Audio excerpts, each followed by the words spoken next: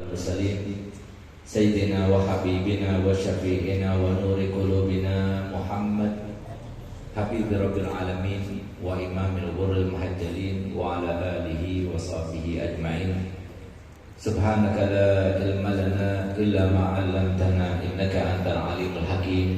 رب اشرح لي صدري ويسر لي أمري واحلل عقدة من لساني يفقهوا قولي. أما بعد. Yang sama-sama kita hormati, kita cintai para habaib anak cucu Nabi kita Muhammad sallallahu alaihi wasallam, yang sepanjang masa, sepanjang waktu selalu ada yang cinta, ada yang benci.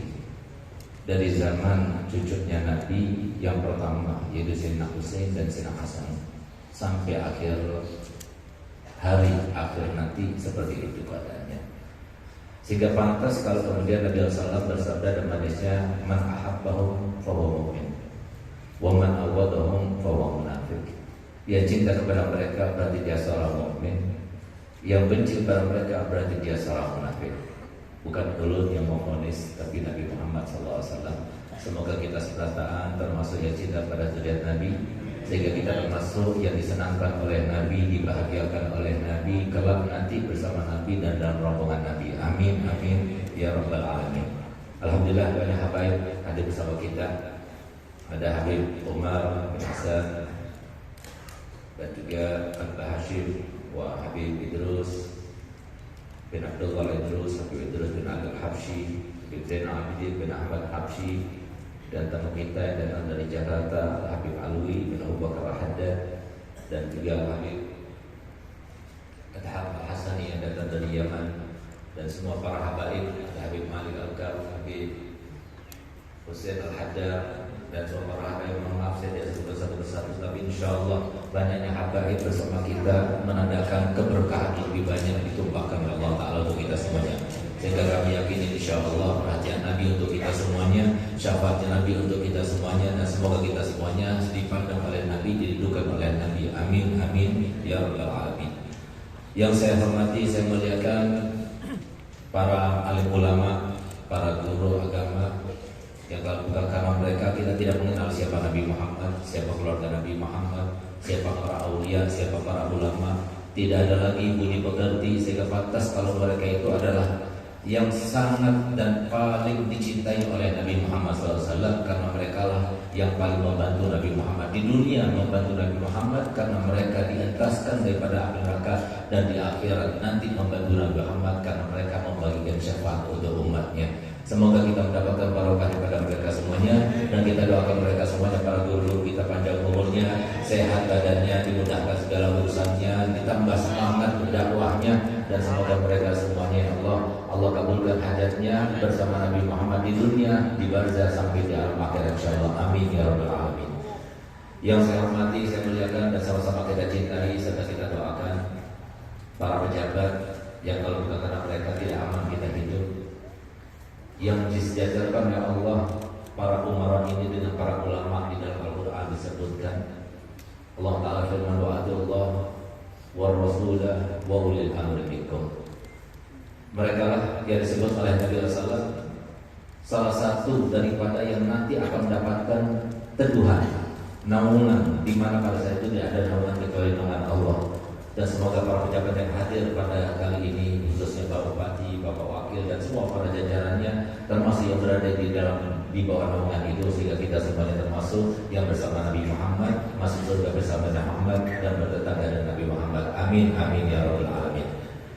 Saudara-saudara kami, kaum muslimin, kaum muslimat rahimakumullah, ulun minta maaf, ulun dalam keadaan yang sangat sulit untuk memutuskan. Kalau berdiri suara ulun habis, kalau berdiri ulun berkabut keringat, kalau duduk di atas kursi banyak orang tua, banyak habaib. Jadi akhirnya duduk di sini, ulun minta maaf. Jadi yang tidak bisa melihat cukup didengar saja suaranya. Takutnya kalau banyak yang melihat, kalau beginian akhirnya ulun gak bisa menahan fitnah, itu bahaya.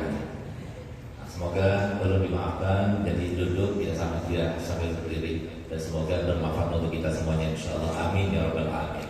Alhamdulillah, sungguh hari ini sangat bergembira karena pada hari ini kita bersama-sama diundang diberikan karunia oleh Allah Ta'ala untuk menghadiri haul yang sangat luar biasa ini. Haul daripada seorang guru, Syekh Abdul Hamid, yang mencapai maqam yang sangat tinggi, yang bukan semua orang yang akan mencapainya. Yang dikatakan oleh Imam Al-Habib Ali bin Muhammad Al-Habib Sayyidul Maulid, setiap wali itu harus berada di dalam maqam jazbiyah. Setiap wali itu harus melewati maqam jazbiyah, mazhab dulu. Kalau dia itu kuat syariatnya, maka dia akan kembali seperti asal. Kalau dia tidak kuat syariatnya, maka dia tetap seperti itu. Alhamdulillah, ada juga mengatakan bahwasanya ada maqam daripada maqam wilayah, yang maqam itu adalah disebut dengan maqamul fana.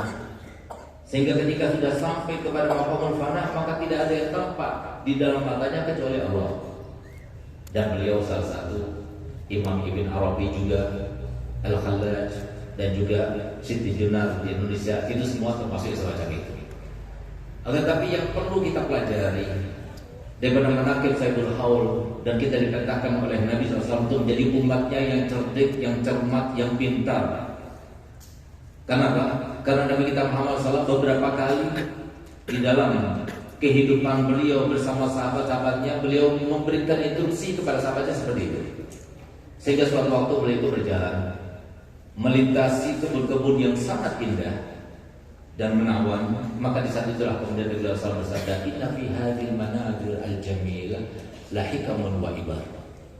Di dalam kebun yang bagus ini, yang enak dipandang ini pasti banyak hikmah dan pelajaran yang bisa kita petik. Kemudian Nabi SAW melewati pekuburan. Subhanallah, Nabi SAW lagi-lagi beliau bersabda kepada sahabatnya, "Inna fi hadhil maqabir la hikamun wa ibar." Sungguh di dalam kuburan ini banyak pelajaran bisa kita petik, banyak hikmah yang bisa kita ambil.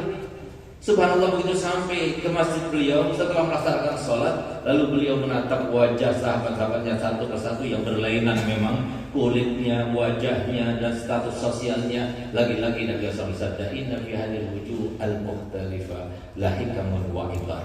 Sungguh di dalam wajah yang berbeda ini, itu pasti ada hikmah yang bisa dipetik, pasti ada sebuah pelajaran yang bisa kita ambil. Maka hari ini kita ambil pelajaran bahwasanya ilmu itu bermacam-macam. Ada ilmu syariah, ada ilmu hakikat. Tapi ilmu hakikat itu tidak boleh dipelajari kecuali setelah mendalami ilmu syariah. Masya Allah, saya mendengar bukan cuma daripada Habib Idrus saja, tapi banyak daripada para ulama, para guru juga orang Banjar ini sukanya ilmu hakikat. Wah, hebat betul. Padahal ilmu hakikat itu adalah ilmu yang di dalamnya, kulitnya itu syariat, dalamnya itu adalah hakikat. Sehingga ketika seorang itu belajar ilmu hakikat sebelum syariahnya, maka akhirnya jadilah mereka itu seperti mereka-mereka yang punya anggapan sholat itu cukup giling, hartanya kaum muslimin itu halal. Bahkan ada yang beranggapan istrinya kaum muslimin itu juga halal, saudara kita. Nah, ini kan apa? Karena masuk ke dalam hakikat belum syariah. Padahal Nabi kita Muhammad SAW mengajarkan bahwasanya Islam yahkumu bid-dawahir. Islam itu menghukum secara dawahir. Sehingga kita harus mengedepankan syariat, nanti hakikat itu muncul sendiri. Hakikat itu nanti akan diberikan Allah Ta'ala, karunia daripada Allah Ta'ala. Sehingga perumpamaan daripada Syekh Abdul Hamid ini adalah sama seperti mereka yang sudah sampai ke bulan. Mereka yang hanya segelintir orang yang sampai ke bulan, yang sekarang masih hidup, kalau mereka itu mengatakan apa yang mereka lihat, maka pasti apa yang mereka katakan benar. Tapi kalau yang kita katakan tentang bulan itu belum tentu benar. Kenapa? Mereka itu sudah sampai, kita belum sampai. Sehingga kalau seumpama mereka sudah sampai, kemudian mengatakan tanah di bulan itu begini, kita katakan nggak mungkin. Demi Allah begitu. Berani sumpah saya begitu. Kenapa? Mereka melihat sendiri. Walaupun diancam bagaimanapun, mereka tidak akan bergeming daripada pendapat mereka. Kenapa? Karena mereka itu melihat sendiri. Itu yang terjadi pada Syekh Abdul Hamid. Sehingga pada saat itu, ketika pemahamannya itu sangat membahayakan kepada para orang awam, karena bukan semuanya seperti sahabat Abu Hurairah saja beliau mengatakan, kalau seumpama saya sampaikan semua yang diajarkan oleh Nabi Muhammad kepada saya, yang saya ketahui tentang Nabi Muhammad, yang di dalam hati saya, maka niscaya leher ini akan diputusnya oleh orang-orang itu. Bukan semua orang yang bisa mempelajari ilmu semacam itu. Bukan semua orang yang berhak untuk menyebarkan ilmu semacam itu. Bukan semua orang yang bisa mengerti dengan ilmu-ilmu semacam itu. Oleh karenanya Al-Habib tadi mengatakan, kalau ada seorang wali yang mempunyai pemahaman yang lain, ada seorang wali yang mempunyai tindakan yang lain, ada seorang wali yang mempunyai syariat yang lain, jangan diikuti. Tapi salim di ahlillah. Perumpamannya apa? Ada dalam Al-Quran perumpamannya, yaitu ketika terjadi pada Nabi Allah Khidir alaihissalam. Nabi Khidir itu membunuh anak yang ganteng-gantengnya, lucu-lucunya. Itu kemudian cara membunuhnya itu sangat ekstrim lagi. Bagaimana caranya? Itu kepalanya itu kemudian dipelintirnya sehingga patah, meninggal saat itu juga. Kemudian yang namanya kapal-kapal itu dilobangi. Kemudian yang namanya penduduk suatu desa yang mereka itu meminta supaya menjamu mereka karena mereka kelaparan, tidak memberikannya karena mereka itu orang yang pelit. Tiba-tiba ada sebuah tembok yang akan runtuh, disuruh diperintahkan untuk diperbaiki. Sehingga hal itu kemudian menjadikan Nabi Musa bertanya, Nabi Musa syariah, Nabi Khidir hakikat. Ini perumpamaannya. Oleh karena itu, maka kita tidak usah memusingkan apa yang terjadi pada Syekh Abdul Hamid, sudah lewat. Sebagaimana tadi dikatakan bahwasanya kita ini adalah sebuah berita. Yang perlu kita ambil pelajaran hari ini adalah kita ini adalah sebuah berita. Bagaimana cara menjadi Syekh Abdul Hamid? Bagaimana caranya anak-anak kita banyak yang seperti Syekh Abdul Hamid? Itu yang harus kita bina sekarang ini. Kenapa?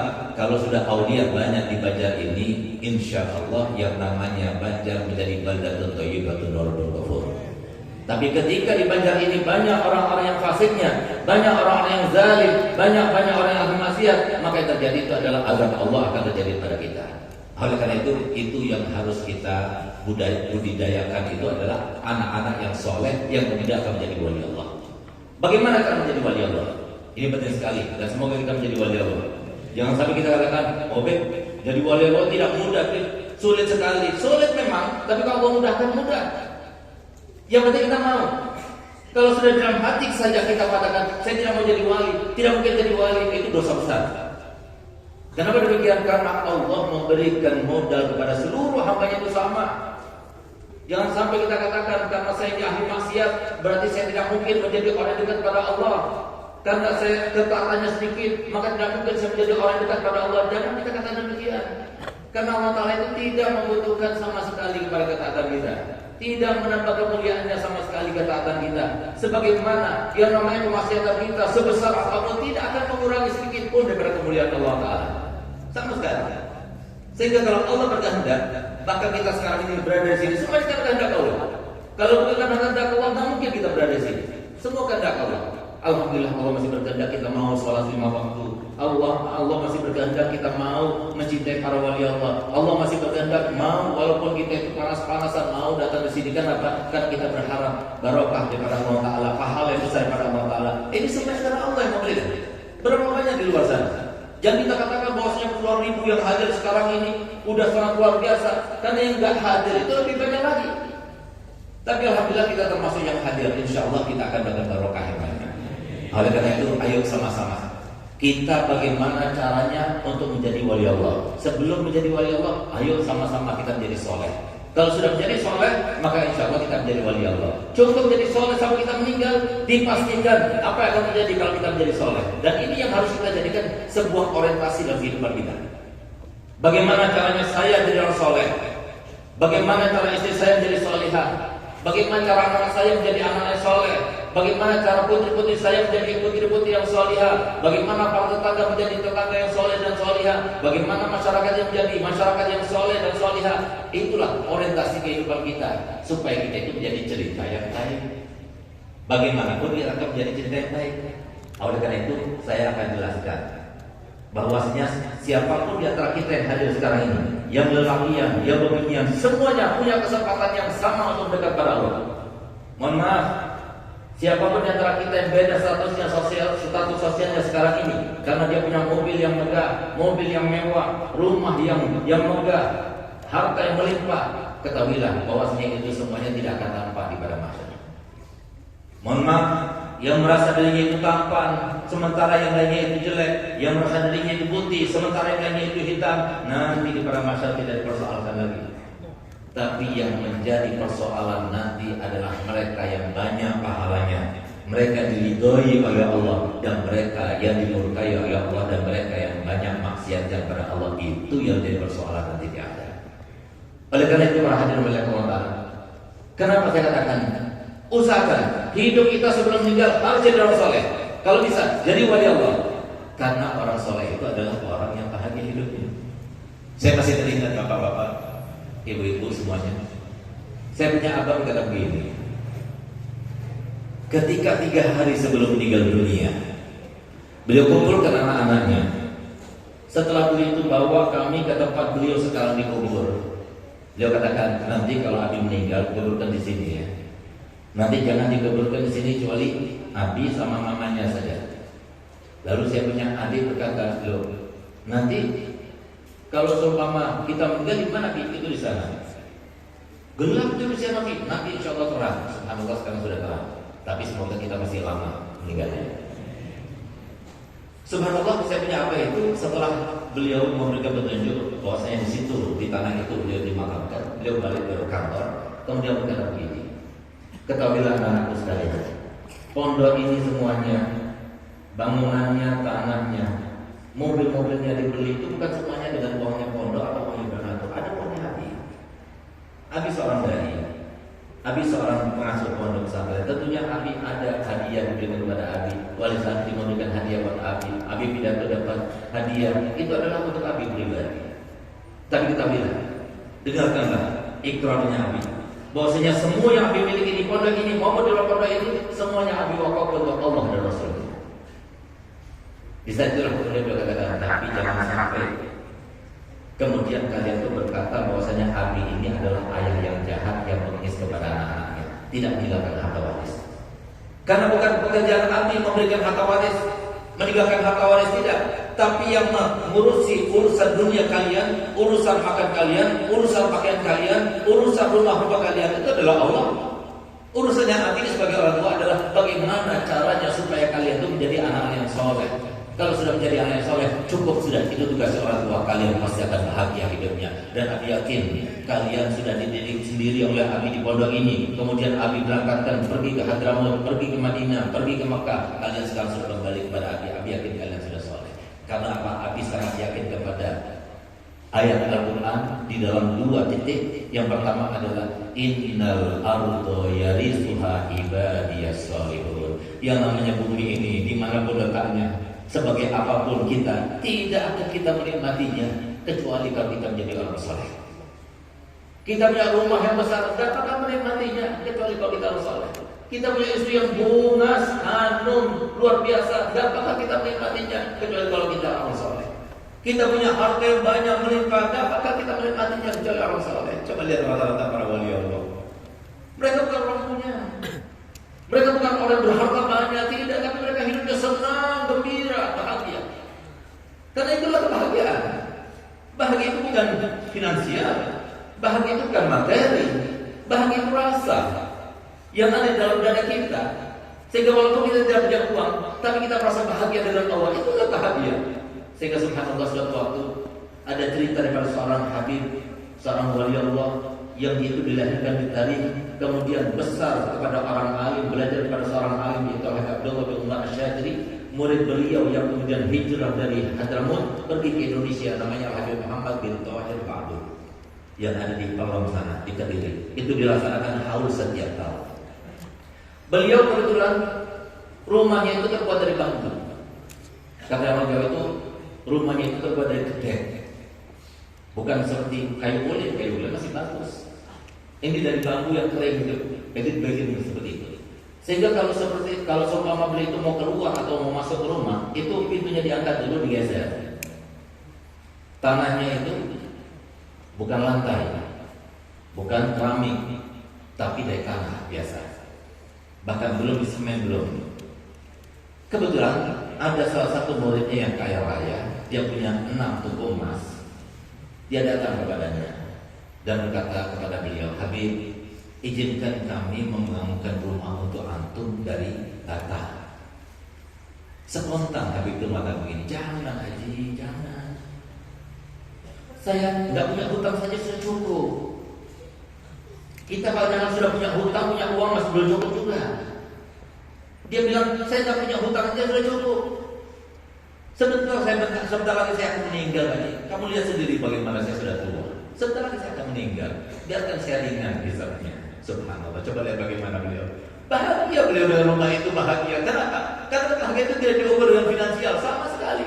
Tapi bahagia itu diukur dengan rasa yang Allah berikan, sakinah, mawaddah dan rahmah. Itu yang ada di dalam hati. Kalau kita tidak menjadi soleh, nggak bakal bahagia. Anak-anak kita tidak soleh, nggak bakal bahagia kita dan anak kita. Kalau pejabat kita nggak soleh, maka masyarakat nggak bakal bahagia dengan pejabat itu. Pejabat itu nggak bakal bahagia dengan masyarakatnya. Kuncinya kalau kita mau bahagia di dunia dan di akhirat harus jadi soleh. Kalau soleh bahagia semuanya, diranjang bahagia. Soleh, kalau nggak soleh nggak bahagia. Di mana saja bahagia, asal kita menjadi soleh. Siapa orang soleh? Orang soleh ini katanya Imam Ghazali, alladzi adda haqqallah wa haqqa ibadih. Yang bisa melaksanakan haknya Allah dan bisa melaksanakan semua haknya manusia, itu orang soleh. Baru soleh, belum wali. Kita belum sampai kepada makam Syekh Abdul Hamid, baru kita makam orang soleh saja. Yang dikatakan dalam Al-Quran, wa kana abuhuma solihah, itu cucunya yang ketujuh. Cucunya yang ketujuh anak yatim, di bawah reruntuhan itu ada harta yang disiapkan untuk anak itu. Karena ayahnya, bukan ayahnya langsung, tapi kakaknya yang ketujuh, itu orang soleh, maka Allah menjaga dunianya. Bagaimana dengan akhiratnya? Apalagi kalau seorang wali, apalagi kalau datuknya adalah Nabi kita Muhammad SAW. Oleh karena itu, maka ayo belajar bagaimana cara menjadi soleh. Orang soleh itu adalah yang melaksanakan semua hak Allah, terutama hak yang terkait dengan rukun Islam yang 5. Alhamdulillah syahadat sudah, sholat sudah belum, itu harus kita laksanakan. Kemudian puasa, zakat, haji itu harus kita laksanakan. Standar, nggak banyak-banyak, jauhi segala larangan. Kemudian kita laksanakan semua haknya orang. Haknya orang tua kita laksanakan, haknya istri kita laksanakan, haknya suami kita laksanakan, haknya tetangga kita laksanakan. Dengan begitu kita akan dianggap sebagai orang soleh. Kalau sudah menjadi orang soleh, satu orang soleh bisa membantu banyak umatnya Nabi Muhammad kalau nanti di akhirat. Satu orang soleh di dunia ketika ada di dalam keluarga, maka orang soleh tersebut akan menjadi sebab yang lain itu menjadi bahagia karena satu orang soleh. Oleh karena itu ayo sama-sama jadikan kita itu orang-orang soleh sebelum yang lainnya. Bertobat kepada Allah Ta'ala. Bagaimana cara kita itu mendapatkan makam yang tinggi? Mudah, semua dikasih modal. Untuk menjadi orang soleh tidak sulit. Cukup sholat 5 waktu, cukup melaksanakan puasa, zakat, haji, tinggalkan semua larangan, kemudian kita laksanakan semua haknya manusia. Lalu kita laksanakan modal yang Allah berikan kepada kita secara rata. Apa itu modal yang Allah berikan secara rata? Supaya kita itu bukan cuma menjadi soleh, tapi menjadi soleh kemudian menjadi wali. Untuk menjadi soleh kita perlu kepada yang namanya poin. Jadi kehidupannya sama seperti time zone itu. Kalau kita dapat poin sekian, dapat hadiah ini. Dapat poin sekian, dapat hadiah yang lebih besar. Terus begitu. Begitu pula soleh itu bukan semua orang menjadi soleh. Kalau kita terus menempuh amal kebaikan, poin demi poin kita dapatkan, maka kita menjadi soleh. Kalau ditambah lagi, sampai kita menjadi wali. Wali itu bermartabat-martabat. Sedangkan jumlahnya wali itu 124.000. Nah, bagaimana caranya kita maksimalkan kesalehan? Dengan modal yang standar, semuanya diberikan sama. Caranya yang pertama, ayo bersihkan hati kita. Bersihkan hati itu adalah model yang Allah berikan kepada semuanya. Yang kaya bisa bersihkan hati, yang miskin bisa bersihkan hati. Yang alim bisa bersihkan hati, yang tak alim bisa bersihkan hati. Yang habaib bisa bersihkan hati, yang bukan habaib bisa bersihkan hati. Yang orang kaya, yang pejabat bisa bersihkan hati, yang bukan pejabat bisa bersihkan hati. Tapi bersih hati itu modal yang paling utama, yang satu-satunya disebutkan sebagai penyelamat. Nanti kita di akhirat hanyalah orang yang punya bersih hati. Kata Allah Ta'ala dalam Al-Quran, Allah Ta'ala firman, A'udzubillahi minasyaitonir Bismillahirrahmanirrahim. Yauma la yanfa'u malun wala banun illa man atallaha biqalbin salim. Pada hari itu dia bermanfaat. Yang namanya harta, anak-anak gak bermanfaat. Yang bermanfaat cuma satu, apa itu? Yang bertemu dengan Allah dan keadaan hati yang bersih. Bersihkan hati. Bagaimana kalau bersihkan hati? Harus mujahadah. Mujahadah sudah kita gak kenal. Apa itu mujahadah? Mujahadah itu melawan hawa nafsu. Hati itu diserubungi oleh hawa nafsu. Hati itu diserubungi oleh yang namanya bisikan setan. Hati itu diserubungi oleh yang namanya cinta dunia. Harus dilawan. Yang penting di dalam hati kita jangan ada benci sama orang. Walaupun satu orang, jangan. Bagaimana caranya supaya kita tidak ada kaitan dosa dengan manusia? Kita laksanakan semua haknya manusia. Kita anggap semua manusia dengan kita memperlakukan mereka dengan 3 hal. Yang pertama, selalulah berhusnudzon kepada manusia. Jangan sudzon. Siapapun dia. Karena mohon maaf, sekali lagi saya katakan, Allah tidak membahayakan kepadanya maksiat, sebagaimana Allah tidak merasa senang, gembira, bahagia dengan ketaatan karena akan menambah kemuliaannya. Tidak sama sekali. Itu kehendak Allah SWT. Oleh karena itu jangan kita merendahkan orang yang kemudian tampak pada dirinya, yang megang botol minuman misalnya, atau tampak di itu tato-tato, atau di itu rambutnya panjang, yang kita katakan berarti dia ini orang ahli narjana. Jangan kita ngomongin, kita tidak ada yang tahu. Saya masih teringat saya punya abang berkata begini, Segar, kamu itu harus merasa diri kamu paling rendahnya orang. Harus, kalau kamu sudah berhasil, enak hidup di dunia. Kenapa? Karena yang bikin orang banyak jantungan katanya, yang bikin orang banyak gelisah, banyak tidak bahagia, karena banyak tuntutannya kepada orang, sementara orang tidak bisa berbuat apa-apa. Karena Allah supaya berbuat. Allah Ta'ala telah berfirman dalam Al-Quran, fa innal izzata lillahi jami'an. Yang namanya kemuliaan semuanya datang daripada Allah. Enggak bisa dibuat-buat, enggak bisa dipromosikan. Kalau Allah berkehendak orang ini mulia, pasti mulia. Walaupun semua orang menistakan, walaupun semua orang menghinakan, tetap kan mulia. Itu yang benar. Apa katanya saya punya apa? Supaya kamu mudah untuk melaksanakannya, bagaimana caranya? Coba jawab pertanyaan Abi. Berani kamu bersumpah bahwasanya ada satu saja kebaikan yang pernah kamu lakukan sekarang ini pasti Allah terima? Saya katakan tidak berani. Yang kedua, berani kamu bersumpah bahwasanya ada satu saja dosa yang pernah kamu lakukan sekarang pasti Allah akan ampuni? Gak berani. Lalu kalau kau gak berani, bagaimana kau bisa memastikan kamu itu lebih baik dari satu orang yang di bumi ini? Gak ada yang tahu kita. Kita lebih baik atau tidak lebih baik nanti setelah kita meninggal, Allah yang lebih tahu. Oleh karena kita ini sangat perlu kepada antum semuanya, sangat perlu antum doakan saya doakan antum saudara saya semuanya. Itu yang harus kita terapkan, dan itulah yang dikatakan Allah Ta'ala dalam Al-Quran, innamal mu'minuna ikhwah. Kita ini satu kesatuan, cuma beda pekerjaan, tapi istri tetap beda. Jangan satu kesatuan dan istri sama. Beda-beda tapi semuanya sama. Kita ini satu saudara. Kalau kita sudah menganggap ini saudara saya, ini saudara ulun, ini kakanda, ini adinda, maka ini yang orang yang selamat. Itu yang pertama. Kita harus mendoakan orang. Jangan kita sudon. Kalau ada orang yang begini, jangan sudon. Sudah serahkan urusan dia, itu urusan dia sama Allah. Urusan kita ini nggak ada perintah Allah maupun perintah Nabi Muhammad kita diperintahkan untuk memvonis orang, nggak ada sama sekali. Wahai manusia, hendaknya kalian meneliti apa yang dilakukan oleh orang sehingga kalian berhak memvonis orang itu. Ada aturannya begitu? Nggak ada. Hadisnya begitu? Nggak ada. Urusan orang lain antara dia sama Allah. Yang penting urusan kita sendiri sama Allah. Jangan sampai sudut kepada orang lain, husnudzon kepada orang lain. Itu yang pertama. Yang kedua, anggap semua orang ini adalah syaknullah. Tidak ada seorang pun di antara kita, saya berbicara di sini, kemudian saya bertemu dengan Habib dan sebagainya, semuanya itu kan kehendak Allah. Saya mengangkat tangan berapa kali ini, semua kehendak Allah. Kalau Allah berkehendak kita laksana. Semua orang tidak berbicara, tidak bertindak, tidak bergerak, begitu pula pepohonan, begitu pula jamadat, semuanya kecuali dengan kehendak Allah. Semua syaknullah. Semuanya tujuannya itu apa? Tujuannya sasarannya kita. Kita yang mau dituju oleh Allah Ta'ala dengan gerakan itu, ucapan itu. Untuk apa? Kita yang mau diampuni dosanya, kita yang mau diangkat derajatnya, kita yang mau diberikan pahalanya. Sehingga kenapa kemudian kita itu menjadikan syaknullah itu tidak menjadi jembatan untuk kita mendapatkan ridhonya Allah. Jadikan semua syaknullah ini adalah sebuah jembatan untuk kita mendapatkan ridhonya Allah. Jangan lihat orangnya, tapi lihatnya Allah. Istri kita tidak berbicara begini kecuali Allah berkehendak. Tujuannya kita mau diampuni dosanya, mau diangkat derajatnya, atau mau diberikan pahalanya.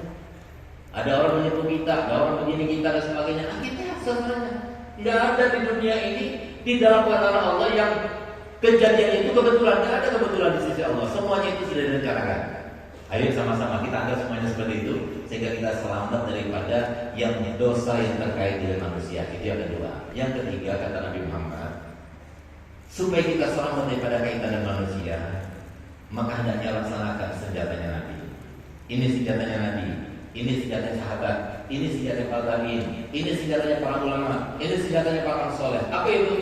Setiap berinteraksi dengan manusia yang lainnya, maka landasi semuanya dengan takwa kepada Allah. Itu yang pertama. Yang kedua, kalau ada yang tidak baik kita dapatkan daripada mereka, maka balaslah dengan kebaikan. Yang ketiga, beramallah pada seluruh manusia dengan akhlak yang baik. Itu yang pertama. Ayo sama-sama bersihkan hati mulai dari sekarang. Banyak baca Quran, banyak bangun malam, kumpul sama orang soleh, banyak berdoa kepada Allah, banyak berpuasa. Itu obat hati yang sudah terkontaminasi dengan penyakit. Semoga kita dimudahkan Allah Ta'ala untuk bersihkan hati. Yang kedua, niat yang baik yang banyak. Mudah sekali untuk menjadi umat Nabi Muhammad. Niat yang baik yang banyak. Pian sedekah niat, ya Allah, kalau suatu saya punya uang banyak, sugih, ya Allah, saya mau beli mobil Alphard baru untuk mobil sekian. Bisa nggak niat seperti itu? Kalau niat saja nggak bisa, pelitnya luar biasa.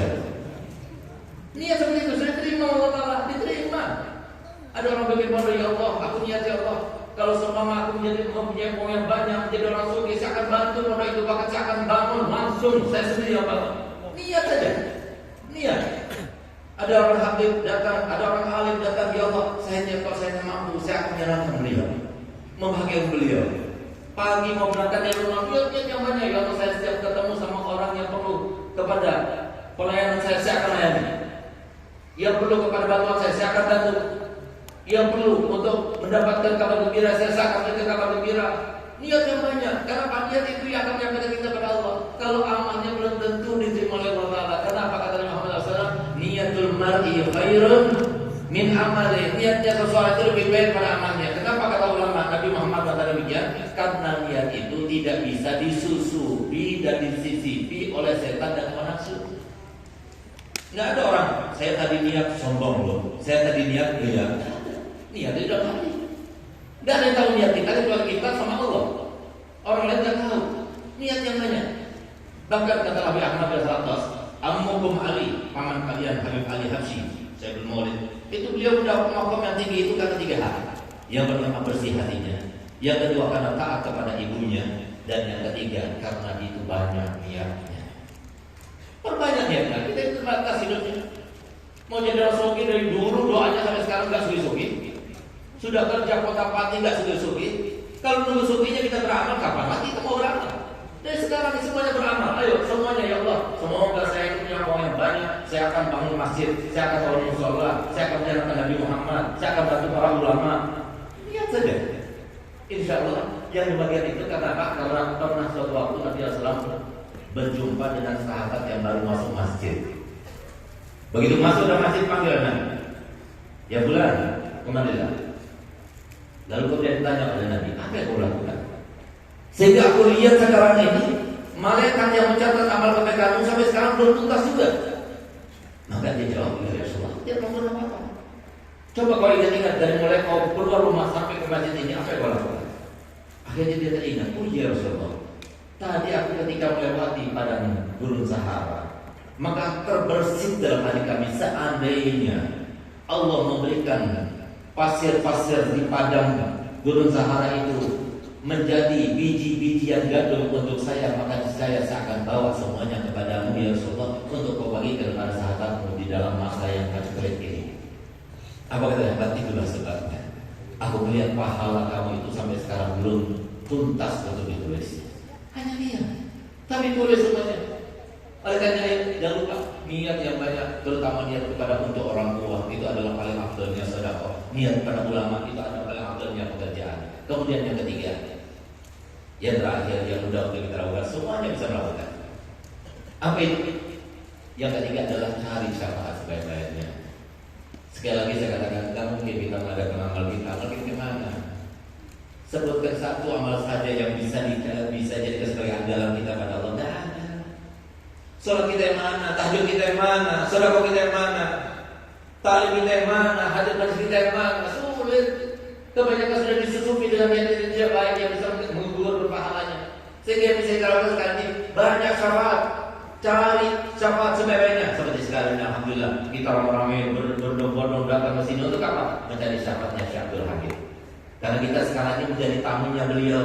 Apa yang kita baca nanti dari mulai bacaan Fatihah, bacaan Yasin dan sebagainya itu sampai kepada beliau. Beliau adalah orang yang mengerti dengan ilmu dan mengamalkan dengan ilmu, sudah terbukti. Sehingga apakah mungkin beliau kemudian yang kita tamu-tamunya kemudian tidak akan dihormati, tidak dimuliakan? Hasya wa kalla. Insyaallah kita akan dimuliakan. Paling tidak kita akan pulang dan karena sudah tercatat kita termasuk dalam pertolongan yang telah nanti pada mahsyar. Paling tidak insyaallah berkat Syaitan kita pulang semuanya dan karena semua dosanya diampunkan oleh Allah Taala. Kita pulang semuanya dan karena penyakitnya Allah sembuhkan semuanya. Kita pulang insyaallah dan keadaan semuanya akan menjadi lupa Allah Taala menjadi soleh semuanya dan solehah semuanya. Keluarga kita soleh dan solehah semuanya insyaallah berkatnya Syekh Abdul Hamid. Kita pulang semuanya insyaallah hati kita menjadi lebar, menjadi padang, menjadi mudah untuk mendapatkan taufik dan hidayah serta keimanan. Kita pulang semuanya insyaallah dituliskan Allah Ta'ala sebagai hambanya yang paling besar mendapatkan anugerahnya, yaitu hambanya panjang usianya, sehat badannya, dimudahkan segala urusannya, banyak hartanya, melimpah, tapi tidak ada hisab di akhiratnya, berguna untuk agama dan bangsanya. Dan insyaallah tidak ada meninggal dunia kecuali dalam keadaan husnul khatimah, dalam keadaan husnul khatimah, dalam keadaan husnul khatimah. Rabbana atina fid dunya hasanah wa fil akhirati hasanah wa qina adzabannar. Wa sallallahu ala sayyidina Muhammadin wa ala alihi wasallam. Alhamdulillah rabbil alamin. Mohon maaf. Wabillahi taufiq wal hidayah. Wassalamu alaikum warahmatullahi wabarakatuh.